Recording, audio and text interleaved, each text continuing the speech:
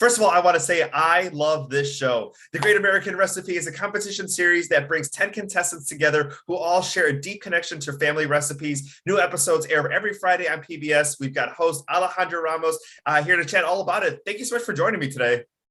Thanks so much for having me, Rudy. I'm so excited to talk all things Great American Recipe. So we started off with 10 contestants. Tell us a little bit about the background and what we're going to see on this show.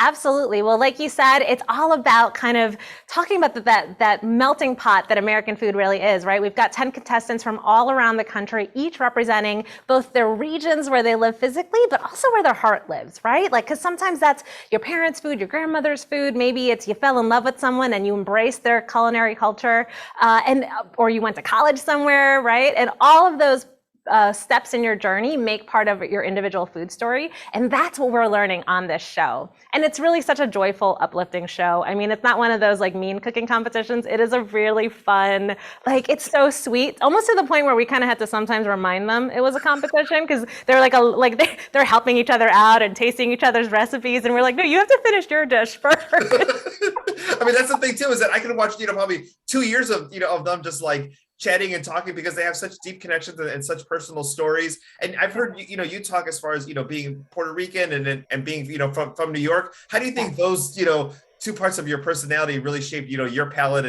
Absolutely. Yeah. I mean, like you said, I was born in New York. I grew up in North Jersey, but both my parents are from Puerto Rico, and I grew up going back and forth, and that's the food I ate, right? I ate tostones, I ate arroz con pollo, I ate pernil. So all of these Puerto Rican dishes were very much part of the food I grew up eating. But I also grew up in a very Italian North Jersey town, so I loved pasta and I loved pizza and gnocchi and all of those things. And a lot of times those things kind of end up combined, right? You find ways to bring those flavors together, and it just makes up for much more exciting and new things. And at each step of my journey, like my husband is Ukrainian, and so all that food, that Eastern European, Russian dishes are things that are now part of my cuisine. And what I love about the show is that we kind of get to know that from everybody. We ask them not just like, sometimes I think if you see a Latino chef, you expect them to only make Latino food, but there's so much more there. And I love that the show allows people to give us their full experience and their full background and share every single facet of what makes them who they are, because that is, I think, the most beautiful thing about America, right?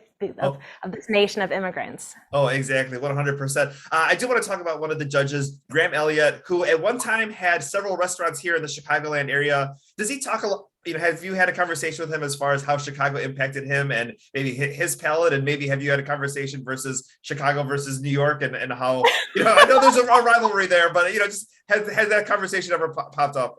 Well, Graham is, like you said, Graham is such a rock star, and I know he's beloved in Chicago. I will say we didn't really delve too deep into the competition. I think we were influenced by the contestants. We were just like all friendly and in love.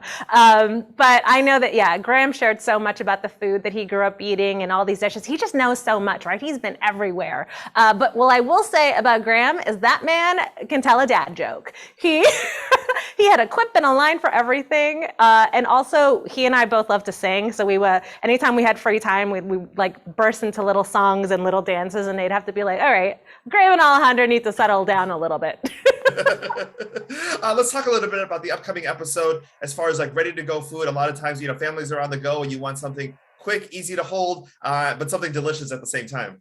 Exactly. Yeah. So it was all about, it's like, when you're like heading out for work, but you want to bring something delicious, so you've got to take the kids to soccer practice, so you just have to feed them in the car. So it was all about those portable recipes. And we had some amazing sandwiches, wraps. There were some interesting ones. Like there was someone thought saucy chicken wings would make a good portable food. And so there was a little bit of discussion about whether saucy chicken wings are a great portable food or not. And it just brought so many laughs. It was so funny, but all the dishes are so delicious. And what's really great too is that we feature a lot of the recipes on the PBS website. So if you ever see something on the show and you're like, I gotta have it, you go to pbs.org and the recipes are there so you can make them. Plus we've got a cookbook coming out.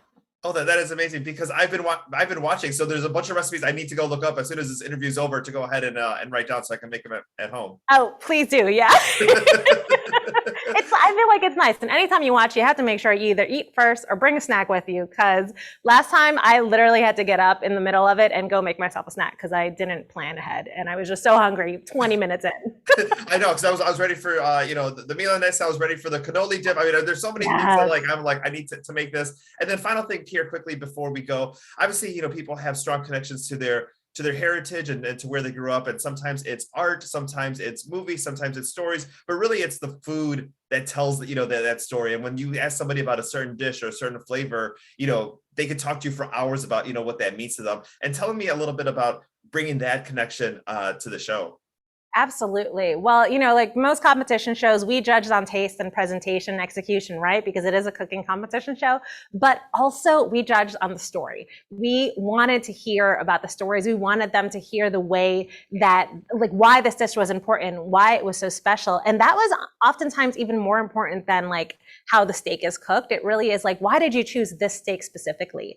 And getting them to share those stories is what makes this show so special. And I think it's really cool too, is that I hope that people at home will watch and will see things that they remember or that they recognize and that are important and special for them, because I think that that's always so exciting, right? That's what representation is. It's seeing a part of your story, a part of yourself, and having that reflected back at you. Like, I watched the first episode with my family, and when one of the cooks made a Puerto Rican dish, my parents and my cousins, like, they were all like, oh my God, she's making that. And it was seeing that joy and that excitement. That is what I hope that families all around the country will be feeling when they watch the show. Yes, so definitely got to watch A Great American Recipe. New episodes Friday on PBS. Alejandra, thank you so much for your time today.